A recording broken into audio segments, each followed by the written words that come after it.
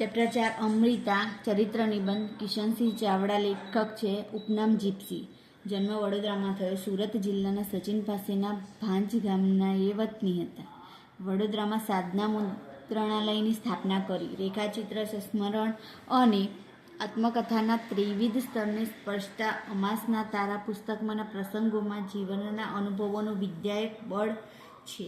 પછી જીપ્સીની આંખેમાં સંસ્મરણોનો સુચારુ આલેખ છે.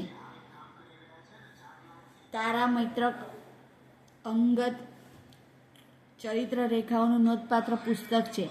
સમુદ્રના દ્વીપ જીવન વિશેના માર્મિક લેખોનો સંગ્રહ છે. અમાસથી પૂનમ ભણીમાં આધ્યાત્મિક લેખો છે. પછી વાર્તા સંગ્રહોમાં કુમકુમ અને શર્વરી, નવલકથામાં ધરતીપુત્ર, અભ્યાસ ગ્રંથોમાં હિન્દી સાહિત્યનો ઇતિહાસ, કબીર સંપ્રદાય. પછી એમને નર્મદ સુવર્ણચંદ્રક મળ્યો. મુખ્ય પાત્રોમાં અમૃતા, કિશન અને નર્મદા.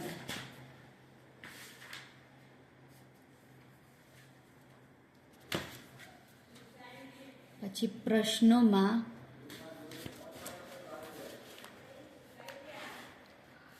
અમૃતાનો પાત્રાલેખન કરો. તો લેખકની નાની બહેન અમૃતાને સૌ અમુના વહાલ સોયા નામથી બોલાવતા. અમૃતા અને તેનો ભાઈ બહેન ઉપરાંત ગાઢ મિત્રોય હતા. અમુ તોફાની હતી. તેનો શરીરનો બાદો સુદૃઢ હતો. તે તંદુરસ્ત હતી. એનો ચહેરો નમણો હતો. આંખો તેજસ્વી અને ચકોર હતી. તે તેના સમગ્ર સૌંદર્યનું શિખર હતી. તેનામાં બાળ સહજ નિખાલસતા હતી. અમુની બા નર્મદાએ તેની નાની રાજુબાને સાજી કરવા કોઈ અવધૂતના શબ્દોમાં વિશ્વાસ મૂક્યો હતો અને ગળામાં પહેરેલી સોનાની કંઠી અવધૂતને આપી દીધી હતી. આ જાણીને તેણે તરત જ તેની બાને નિખાલસ ભાવે કહ્યું, મારા ગળામાંથી સોનાની કંઠી કાઢી લે, નહીં તો હું કોઈ સાધુને આપી દઈશ. અમુને પાચિકાનો પણ ખૂબ શોખ હતો. એટલું જ નહીં, તે પાચિકા રમવામાં હોશિયાર હતી. તેનો ભાઈ પ્રત્યેનો પ્રેમ અતૂટ હતો. આથી તે ભાઈના લગ્નની વાત સ્વીકારી શકી નહીં. તેણે ભાઈના લગ્ન બંધ રખાવવા અથવા તેને પરણાવવાની વાત ઉડાડી દેવા ખૂબ પ્રયત્ન કર્યા, પણ ફાવી નહીં. ભાઈને પીઠી ચોડી ત્યારે તે ચોધાર આંસુએ રડી. કોઈથી છાની ન રહી. ભાઈએ તેને બાથમાં લીધી ત્યારે તેના ડૂસકા શમ્યા. તેણે પોતાને વહાલા અને મનગમતા પાચિકા ભાઈને લગ્નમાં ભેટ આપી દીધા. અમુએ પોતાના ભાઈ પ્રત્યેના પ્રેમમાં એકાધિકાર જમાવ્યો હતો. અમુના લગ્ન થતાં તેના વિદાય પ્રસંગે ભાઈએ પણ એ પાચિકાની મશરૂની કોથળીમાં 25 રૂપિયા મૂકી ને એ કોથળી અમુના હાથમાં સરકાવી દીધી હતી. એ પ્રસંગે ભાઈએ અમુની આંખોમાં વહાલ, વિષાદ અને વ્યથા જોયા હતા. લગ્નના 4 વર્ષ પછી અમૃતા અચાનક બીમાર પડી. પછી સૌને રડતા મૂકીને ચાલી ગઈ. અમુના અસ્થિ અને તેના મનગમતા પાચિકા પાણીમાં પધરાવતા ભાઈનું અંતર રડતું હતું. પણ તેણે તો ભાઈની હસતા હસતા વિદાય લીધી હતી.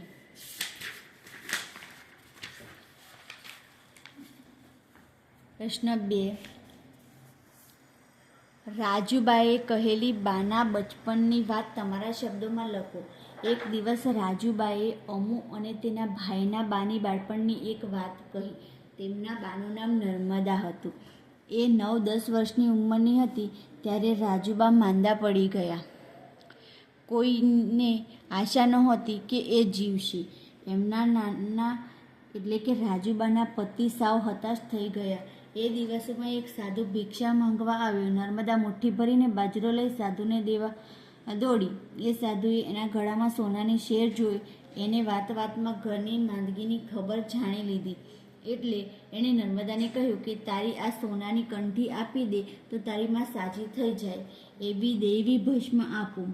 ભોળી નર્મદાએ તરત જ સોનાની કંઠી ગળામાંથી ઉતારીને એ સાધુને આપી દીધી અને સાધુ ચપટી ભસ્મ આપીને ચાલતો થયો. નર્મદાએ ભસ્મને પાણીમાં ભેળવીને ચમચીથી રાજુબાના ગળામાં ઉતારી દીધી.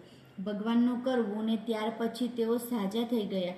8-10 દિવસ પછી નર્મદાના ગળામાં સોનાની કંઠી ન જોતા આ વાતની જાણ થઈ. પછી પ્રશ્ન 3, અમૃતાનો પાચિકા પ્રેમ તમારા શબ્દોમાં વર્ણવો. તો અમૃતાને પાચિકા રમવાનો ખૂબ શોખ હતો. એ તેની મનગમતી રમત હતી. એ કલાકોના કલાકો સુધી રમે પણ થાકે નહીં. તે પાચિકા રમવામાં એકકો હતી. અમ્મુએ તેમના ફળિયામાં રહેતા ભૈરવ કાકા પાસેથી આરસના પાચિકા લાવી આપવાનું વચન લીધું. બીજે દિવસે અમ્મુની પાસે આરસના સુંદર કૂકા આવી ગયા. તેણે રમી રમીને એ પાચિકાને સરસ મજાના લીસા અને ચળકતા બનાવ્યા હતા. અમ્મુ પાચિકાથી રમે ત્યારે તેનો કૂકો બહુ ઊંચે સુધી ઉછળે અને નીચે આવે ત્યારે કૂકાની સાથે તેની આંખની કીકી પણ ઊંચી ચડે અને નીચે ઉતરે. અમ્મુ પાચિકા રમવામાં એવી એકાકાર થઈ જતી કે તેની ચબરાક આંખો ઊંચે ઉછળતા કૂકાને તરત જ હાથમાં ઝીલી લેતી. આરસના કૂકા એને ખૂબ વહાલા હતા. એને સાચવવા માટે એણે ખાસ મશરૂની કોથળી કરાવેલી. કૂકા એટલે અમ્મુનો પ્રાણ, એનું અમૂલ્ય ઘરેણું અને એની મોંઘી મિલકત. પ્રશ્ન 4, લેખકને ભગિની પ્રેમ અમૃતા ચરિત્ર નિબંધમાં કેવી રીતે પ્રગટ થાય છે તે જણાવો. તો લેખકને અમ્મુ એટલી વહાલી હતી કે બહેન અમૃતા પર ચરિત્ર નિબંધ લખીને જાણે પોતાની વહાલસોઈ બહેનને સ્મરણાંજલિ આપે છે. બહેનની વાત કરતા લેખક ક્યારેય ગડગડા થઈ જાય છે તો અમ્મુની ગેરહાજરીમાં પોતાના જ ભવા પંપાડીને તેને યાદ કરે છે. અમ્મુએ ભોળા ભાવે તેની બાને કહ્યું કે બા, મારા ગળામાંથી સોનાની કંઠી કાઢી લે, નહીં તો હું કોઈ સાધુને આપી દઈશ. આ પ્રસંગને પણ લેખક ભૂલ્યા નથી. અમ્મુને વહાલા પાચિકા, તેની રમવાની ડબ, રમતી વખતે ઉછળતા કૂકાની સાથે અમ્મુની ઉછળતી આંખની કીકીનું સજીવ અને સુંદર ચિત્ર આલેખ્યું છે. ભાઈના લગ્નને અટકાવવા અમ્મુએ બાને કરેલી અરજી, બાપુજીને કરેલા કાલાવાલા પણ બિચારી અમ્મુનું કોણ માને? એ શબ્દો દ્વારા ભાઈએ બહેન પ્રત્યે સહાનુભૂતિ દર્શાવી છે. અમ્મુની આંખોમાં છલકાતો સ્નેહ જોઈ એને બાજી પડે છે અને બંને મન મૂકીને રડે છે. અમ્મુના લગ્ન લેવાયા ત્યારે તેઓ એટલા ગમગીન થઈ ગયા કે અમ્મુને પીઠી ચડી ત્યારે તેઓ રડી પડે છે. અમ્મુની વિદાય વખતે મશરૂની કોથળીમાં પાચિકાની સાથે 25 રૂપિયા મૂકી બહેનના હાથમાં તે કોથળી સરકાવી ત્યારે અમ્મુએ ભાઈ સામે જોયું. ભાઈ અમ્મુની એ આંખો કદી ભૂલ્યા નથી. લગ્નના 4 વર્ષ પછી ભાઈની લાડલી, તોફાની, મસ્તીખોર બહેન અમ્મુને અચાનક બીમારીએ ઘેરી લીધી અને સૌને રડતા મૂકીને તે ચાલી ગઈ. અમ્મુના મૃત્યુ પછી તેની પેટીમાં પડેલા કૂકા જોઈને લેખકનું હૃદય દ્રવી ઉઠે છે અને બાને ભેટી પડે છે. પછી 3-4 વાક્યોમાં ઉત્તર લખો. અમ્મુનું બાળપણ કેવું હતું? તો અમ્મુ બાળપણમાં ગજબની તોફાની હતી. અમ્મુ ભાઈને હેરાન કરનાર છોકરાઓના બાર વગાડી દેતી. અમ્મુએ પોતે જ બાને કહ્યું કે બા, મારા ગળામાંથી સોનાની કંઠી કાઢી લે, નહીંતર હું તે સાધુને આપી દઈશ. આમ અમ્મુની નિખાલસતા જાણીને બાએ તેને બચ્ચીઓ કરીને વહાલ કરેલો. જે ભૈરવ કાકા કોણ હતા? તેમની શી વિશેષતા હતી? તો ભૈરવ કાકા લેખકના ફળિયામાં રહેવા આવેલા ભાડૂત હતા. ભૈરવ કાકા પાસે આરસ પહાણ ટાંકવાની એક વિશિષ્ટ કળા હતી. ટાંકણું જાણે એમનું બાળક અને હથોડી જાણે એમની દાસી હોય એ રીતે તેમની પાસેથી એ કામ લેતા. તેમણે આરસનો એક ખલ તૈયાર કરીને લેખકના બાને આપ્યો હતો. તેમણે અમ્મુને પણ આરસના સરસ પાચિકા બનાવી આપ્યા હતા. પ્રશ્ન 3, ભાઈ બહેન બંને કઈ નવી પરિસ્થિતિ સહી ન શક્યા? 12મું વર્ષ પૂરું થતાં ભાઈના લગ્નની તૈયારીઓ શરૂ થવા માંડી. લગ્નનો દિવસ નજીક આવતો ગયો તેમ ધમાલ વધતી ગઈ. ભાઈનું મહત્વ વધતું ગયું. અમ્મુને આ વાત નવી લાગી, કારણ કે હવે ભાઈ બહેનનો પહેલાં જેટલો સાથ સથવારો રહ્યો નહોતો, ઓછો થવા લાગ્યો હતો. ભાઈ બહેન વચ્ચે વહાલની રેશમગાંઠ ખૂબ મજબૂત હતી. આથી આ બંને ભાઈ બહેન આ નવી પરિસ્થિતિ સહી ન શક્યા. પ્રશ્ન 4, ભાઈના લગ્ન બંધ રાખવાના અમ્મુના પ્રયત્નો કેમ નિષ્ફળ ગયા? તો અમુને ખબર પડી કે હવે ભાઈના લગ્ન થવાના છે. તેને ભાઈ ખૂબ વહાલો હતો. એ થોડી ગુસ્સાવાળી હતી. તે અનેક રીતે પોતાનો ગુસ્સો પ્રગટ કરતી. સૌ પ્રથમ તેણે તેની બાને અરજી કરી, પણ બાએ તેને નાદાન ગણીને હસી કાઢી. પછી તે બાપુજી પાસે ગઈ. તેને ભાઈના લગ્ન બંધ રખાવવા હતા અને પરણાવવાની આખી વાત જ ઉડાડી દેવી હતી. બિચારી અમુનું કોણ માને? તેના એક પણ પ્રયત્ન સફળ થયા નહીં. લેખકના કુટુંબીજનોનો હરખ શા માટે સમાતો નહોતો? લેખકનું કુટુંબ ખાનદાન હતું. સમાજમાં એમની સારી પ્રતિષ્ઠા હતી. સંબંધીઓનો વિસ્તાર ઘણો હતો. એટલે બાળપણમાં જ છોકરાના લગ્ન થવાના છે એ વિચારથી લેખકના કુટુંબીજનોનો હરખ સમાતો ન હતો.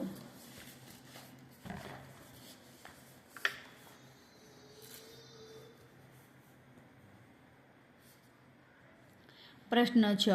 અમુની યુવાવસ્થામાં ભાઈ બહેનના સંબંધો કેવા રહ્યા હતા? તો અમુ યુવાન થતાં વધારે નમણી લાગતી હતી.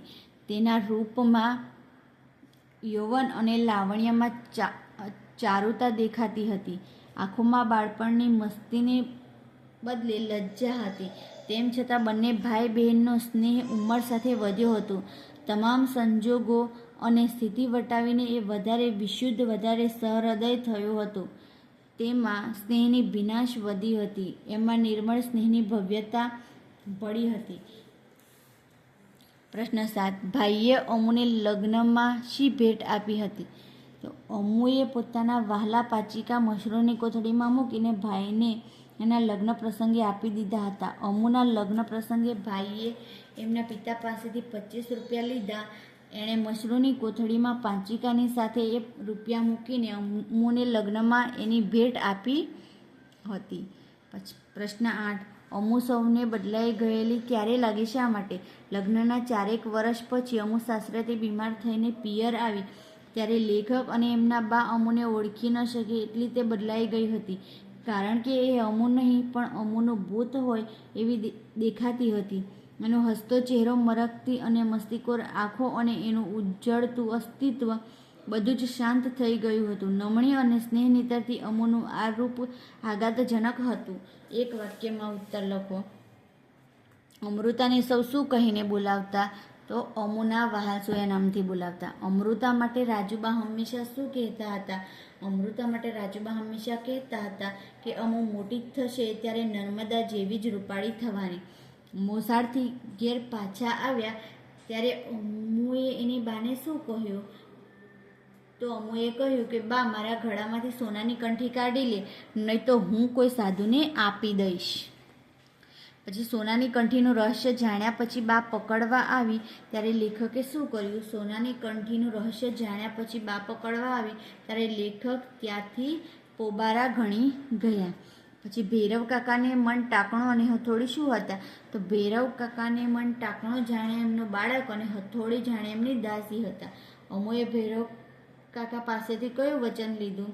તો અમુએ ભૈરવ કાકા પાસેથી આરસના પાચિકા લાવી આપવાનું વચન લીધું. અમુને મન કુકા શું હતા? તો અમુને મન કુકા જાણે એનો પ્રાણ, અમૂલ્ય ઘરેણું અને મોંઘી મિલકત હતા. માસી અને મામીએ લેખકને લગ્નમાં શી ભેટ આપી હતી? તો માસીએ લેખકને લગ્નમાં સોનાની સેર અને મામીએ લેખકને હાથની કલીઓ આપી. અમુએ ભાઈને એના લગ્નમાં શી ભેટ આપી હતી? અમુએ ભાઈને એના લગ્નમાં પાચિકા નાખેલી મશરૂની કોથળી ભેટ આપી હતી. લેખક ક્યારે રડી પડ્યા? અમુના લગ્ન લેવાયા અને એને પીઠી ચડી ત્યારે લેખક રડી પડ્યા. અમુનું મૃત્યુ થતાં ઘરમાં કેવું વાતાવરણ સર્જાયું? તો અમુનું મૃત્યુ થતાં ઘરમાં સુનકાર વ્યાપી ગયું. કુટુંબનું જાણે માંગલ્ય મરી ગયું. અમૃતા કૃતિ પછી હેતુલક્ષી પ્રશ્નો. અમૃતા કૃતિનું સાહિત્ય સ્વરૂપ જણાવો તો ચરિત્ર નિબંધ. ઘરમાં અમૃતાનું વહાસોયું નામ જણાવો તો અમુ. અમૃતા કૃતિના લેખકનું નામ જણાવો. કિશનસિંહ ચાવડા. કિશનસિંહ ચાવડાનું ઉપનામ જણાવો તો જીપ્સી. પછી અમૃતા કૃતિનું માં કોનું ચરિત્ર છે? તો અમૃતાનું. લેખકના ફળિયામાં ભાડૂત તરીકે કોણ રહેતું હતું? તો ભૈરવ કાકા. અમુને શાનો બહુ શોખ હતો? તો પાચિકાનો. લગ્નમાં માસી શું લાવ્યા હતા? તો સોનાની સેર.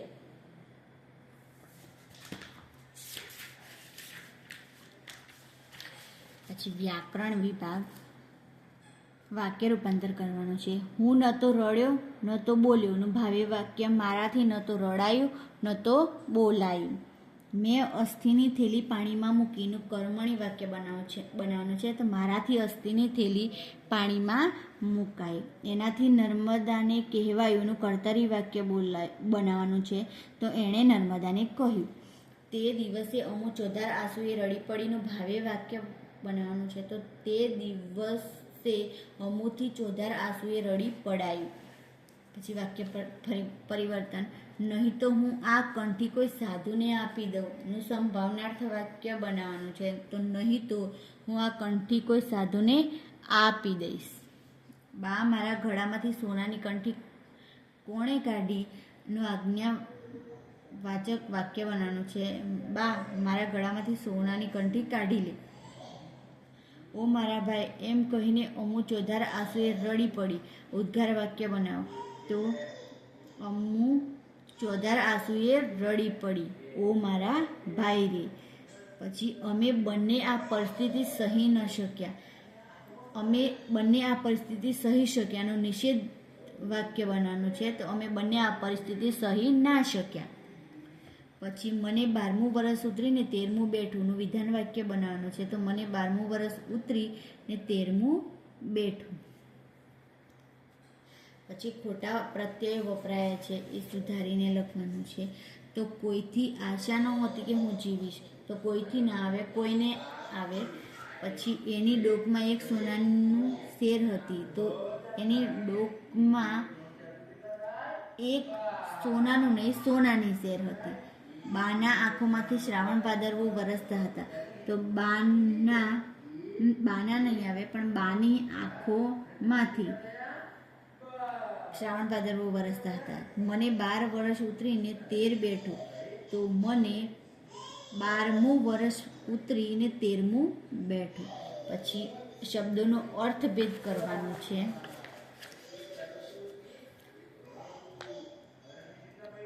કઠી તો ખૂચી અને કંઠી તો ડોકમાળા.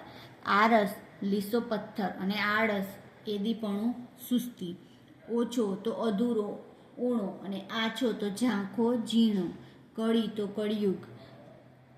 કળી તો કલિકા અણખીલ્યું ફૂલ. આકરું તો કઠણ મુશ્કેલ.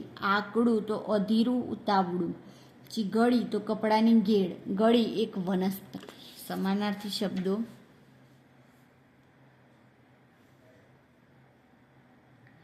તકરાર ઝઘડો કજિયો. રૂપાળી તો ઘાટીલી દેખાવડી. અનાજ ધાન્ય અન્ય. અન્ન બાળપણ શૈશવ બાલ્યકાળ. ખુશ્બુ સુવાસ ફોરમ થાય. પછી ચકોર ચાલાક ચપળ થાય. શિખર તો શૃંગ ટોચ થાય. પછી અવધૂત તો વૈરાગી સાધુ થાય. આબરૂ ઇજ્જત પ્રતિષ્ઠા થાય. શાણી ડાહી ઠાવકી થાય. પછી ગમગીન તો ઉદાસ ખિન્ન થાય. સંકોચ તો લજ્જા શરમ થાય. મંગલ તો શુભ કલ્યાણકારી થાય. તો ભ્રમર તો ભમર થાય. ઓવારો તો કિનારો ઘાટ થાય. પછી શબ્દોના અર્થભેદ કરવાના છે. તો ભવા ભમ્મર. ભસ્મ રાખ. બંદા તો મુરબ્બી વડીલ. કુળવાન તો ખાનદાન. કારુણ્ય તો કરુણા. અસ્થિ તો હાડકા. પછી વિરોધી શબ્દ લખીને વાક્યનો અર્થ ના બદલાય તે રીતે લખવાનું છે. તો શેઠ આગળ ઊભેલા ભિખારીને કંઈક મળશે એવી આશા હતી. શેઠ આગળ ઊભેલા ભિખારીને કંઈ નહીં મળે એવી નિરાશા ન હતી. ગામ છોડી વિદાય થયેલા સ્વજનો ક્યારે મળશે એની કોને ખબર. ગામ છોડનાર સ્વજનોનું મિલન હવે ક્યારે થશે એની કોને ખબર. સોદાગરનો છોકરો જબરો નીકળ્યો. સોદાગરનો છોકરો નિર્બળ ન નીકળ્યો. રૂપાળા હોય એ ગુણિયલ જ હોય એવું નથી, કદરૂપા હોય એ ગુણિયલ ન જ હોય એવું નથી. પછી દોરામાં મણકા, મોતી વગેરે પરોવીને બનાવેલી માળા તો શેર, માનો પિયર, મામાનું ઘર એટલે મોસાળ, રેશમ તથા સૂતરનું વિવિધ રંગી કપડું તો મશરૂ, સામી વ્યક્તિની ભાવના કે લાગણી સમજી શકે એવું સહૃદય, પછી ઔષધ વગેરે કચરવાનો કે ગૂંટવાનો ખાડાવાળો ઘડેલો પથરો, ખલ, પીળો સુગંધી પદાર્થ કે જે વર કન્યાને શરીરે લગ્ન પ્રસંગે જોડવામાં આવે છે તો પીઠી. પછી તળ પદાર્થ શબ્દોનું શિષ્ટ રૂપ આપવાનું છે. બળી તો ભલે, પોબારા તો નાસી જવું, આછું તો ઝાંખું, આકરું તો કઠિન અને અકારું તો અડખામણું. પછી જોડણી સુધારીને લખવાની છે. પછી વિરામ ચિહ્નોનો ઉપયોગ કરીને વાક્ય ફરીથી લખવાનું છે અને રૂઢિપ્રયોગોના અર્થ લખવાના છે. રૂઢિપ્રયોગોના અર્થ જોઈએ. 12 વગાડી દેવા, આફતરૂપ બનવું, સામાવાળાનું આવી બનવું. વિરાટ કોહલીએ ચોગ્ગા છગ્ગા મારીને બાંગ્લાદેશની ટીમના 12 વગાડી દીધા. ગમ પડવી તો સૂઝ પડવી, સૂઝ સમજ પડવી. પોતાની ભૂલ કબૂલાત ક્યારે ને કેવી રીતે કરવી તેની સાહેબને ગમ પડી નહીં. પોબારા ગણી જવા એટલે પલાયન થઈ જવું, નાસી જવું. પોલીસને જોઈને ટોળાના લોકો પોબારા ગણી ગયા. નમતું મૂકવું તો જતું કરવું. સાચી વાતમાં દલીલ કરવાને બદલે નમતું મૂકીને વાતનો સ્વીકાર કરવો જોઈએ. પછી પાચેરામાં પહેલી પૂણી તો તદ્દન શરૂઆતનું પ્રથમ પગલું. દિનેશ બોર્ડમાં પ્રથમ નંબરે પાસ થયો એટલે એના પિતાએ કહ્યું કે આ તો હજી એની પાચેરામાં પહેલી પૂણી છે. વાત ઉડાડી દેવી તો બીજાની વાત તરફ દુર્લક્ષ સેવવું, વિઘ્નરૂપ થવું. સમાજના રીત રિવાજોમાં પરિવર્તન લાવવા મોહનલાલે સૌની સમક્ષ જોરદાર રજૂઆત કરી, પણ કેટલાક રૂઢિચુસ્તોએ તેમની વાત ઉડાડી દીધી. 4 હાથવાળા થવું એટલે કે લગ્ન થવા. ઉંમરલાયક સંતાનો 4 હાથવાળા થાય તેવી આશા કયા મા બાપને ન હોય?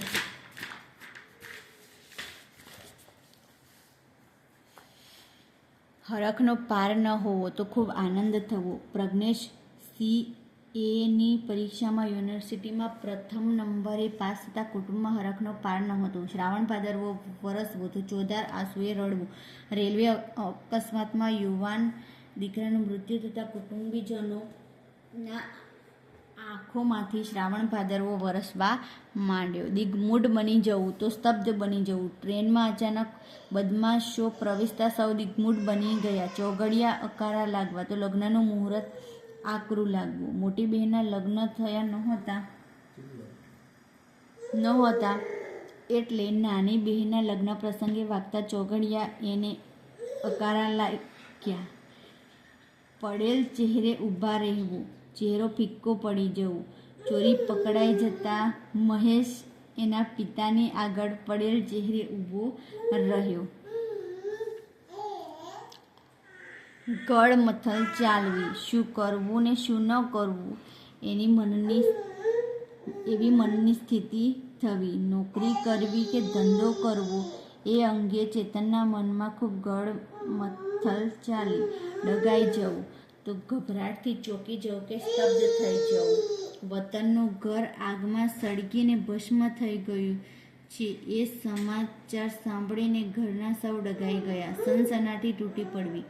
આશ્ચર્ય કે હબકની સ્તબ્ધતાની વ્યાપક અસર થવી. હસતું રમતું બાળક નજર સામે નદીમાં ડૂબી જતાં ઘરમાં સનસનાટી તૂટી પડી. વગે કરવું તો છુપાવી દેવું. અહીં વ્યવસ્થિત કરવું. ઇન્કમટેક્સની રેડ પડવાની છે એવી જાણ થતાં ધનસુખલાલે તેમના હિસાબના ચોપડા વગે કર્યા. હૃદય દ્રવી ઉઠવું તો હૃદય ગદગદ થઈ જવું. પુત્રના મૃત્યુથી શોકાતુર નલિનીને જોઈ એની બહેનનું હૃદય દ્રવી ઉઠ્યું. જીવ ન ચાલવો, હિંમત ન હોવી. શ્રીધરના મૃત્યુના સમાચાર એની માને આપતા કોઈનો જીવ ન ચાલ્યો. જે વાક્યમાં સંયોજક શોધીને લખવાના છે. હું 12 વર્ષનો ત્યારે એ 9ની, એટલે જ્યારે ત્યારે ભગવાનને કરવું કે ત્યાર પછી વળતા પાણી થયા અને હું સાજી થઈ. કે અને હું નિશાળેથી આવું ત્યારે બાની મદદમાં ફોઈ, માસી, મામી બધા હાજર હોય અને અનાજ સફાઈ ચાલતી હોય. તો જ્યારે ત્યારે અને કશું સમજાતું નહોતું પણ એકલતાની લાગણી સર્વોપરી હતી. માં પણ આવે. અમુના અસ્થિ અને આરસના પાંચિકા મેં પાણીમાં મૂક્યા ત્યાં તો લાવણ્ય અને લજ્જાભર્યા એના લોચનો ધનુષ્યાકૃતિ ભ્રમરોથી છવાયેલા મારી સામે હસી ઉઠ્યા. તો અને જ્યાં ત્યાં અને પછી વિભક્તિ કઈ વપરાય છે લખવાની છે. તો એની ડોક ષષ્ઠી વિભક્તિ સંબંધ વિભક્તિ છે. ડોકમાં તો સપ્તમી વિભક્તિ અધિકરણ. સોનાની શેર ષષ્ઠી વિભક્તિ સંબંધ વિભક્તિ.